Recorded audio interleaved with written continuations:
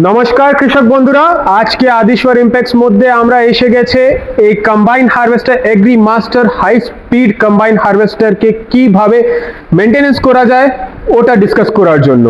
আমার সাথে আসে শেখ নাসিরউদ্দিন, ইনি হচ্ছে আদিশ্বর ইম্প্যাক্টস মধ্যে হেড টেকনিশিয়ান। এনার 13 বছর উপরে এক্সপিরিয়েন্স আছে। নমস্কার বন্ধুগণ, আমি যে এই হারভেস্টার কিভাবে মেনটেন্স করা হয় বা এই হারভেস্টারকে ফিল্ডে নামানোর আগে কিভাবে মেনটেন্স করতে হয় এটা আপনাদের কাছে আজকে শেয়ার করব। তো ফার্স্ট টাইম এই হারভেস্টারকে মেনটেন্স করতে গেলে দেখতে হবে আপনাকে ফিল্ডে নামানোর আগে ইঞ্জিন অয়েল কীভাবে চেক করে সেটা আপনাকে দেখাবো আজকে। ইঞ্জিন অয়েল চেক করতে হয়, এখানে আপনার গেজ দেওয়া আছে, ইঞ্জিন অয়েল গেজ। এটাকে ফার্স্ট টাইম চেক করতে হবে পার ডে সকালে যে ইঞ্জিন অয়েল আছে কি না ঠিকঠাক, এবং এর সাথে সাথে আপনাকে চেক করতে হবে যে এয়ার ফিল্টার এখানে দেওয়া আছে, এয়ার ফিল্টার চেক করতে হবে এয়ার ফিল্টার আছে কি না এবং এটা পরিষ্কার আছে কি না। এটা চেক করার সাথে সাথে আপনাকে হাইড্রোলিক অয়েল চেক করতে হবে যে হাইড্রোলিক অয়েল আছে আপনার।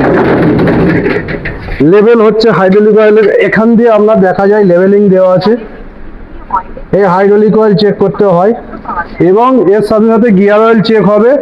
ইঞ্জিনের জল বা ডিস্টিল ওয়াটার আছে কিনা এখানে দেওয়া আছে, ওটা চেক করতে হয়। তারপরে আপনাকে গাড়ি স্টার্ট করে ফিল্ডে নিয়ে যেতে হবে।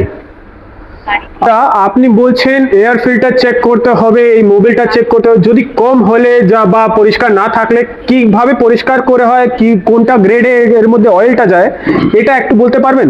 অবশ্যই, যেটা ইঞ্জিনের মধ্যে যে গ্রেডটা লাগে 15W14 15W14 যে কোনো কোম্পানি, ভালো কোম্পানি আমরা ইউজ করতে পারি এখানে? অবশ্যই হারভেস্টার ক্ষেত্রে ভালো কোম্পানি ক্যাস্ট্রয়েল আছে, হ্যাঁ, মাল্টিগ্রেড কোম্পানি, আচ্ছা, এবং ভিডল আছে।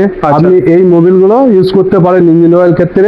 এবং হাইড্রোলিক অয়েল সারবো, গিয়ার অয়েল সারবো, ওটা কোনো ম্যাটার নয়। হাইড্রোলিক অয়েল গিয়ার অয়েল নিয়ে কোনো ম্যাটার নেই, ইঞ্জিন অয়েলটাই হচ্ছে মানে 15W40 ভালো কোম্পানির অয়েলটা আপনি এখানে ইউজ করতে পারেন, তাই তো? অবশ্যই, আচ্ছা, তাতে করে ইঞ্জিনের লংজিভিটি ভালো থাকে। হ্যাঁ। আর তারপরে এইটা যে আপনার এয়ার ফিল্টারের কথা বলেছিলেন, যদি পরিষ্কার না থাকলে তাহলে কিভাবে এটা? এয়ার ফিল্টার দেখুন, এয়ার ফিল্টার যদি পরিষ্কার না থাকে তাহলে ইঞ্জিনের ফুয়েল কনজাম্পশন আপনি পাবেন না।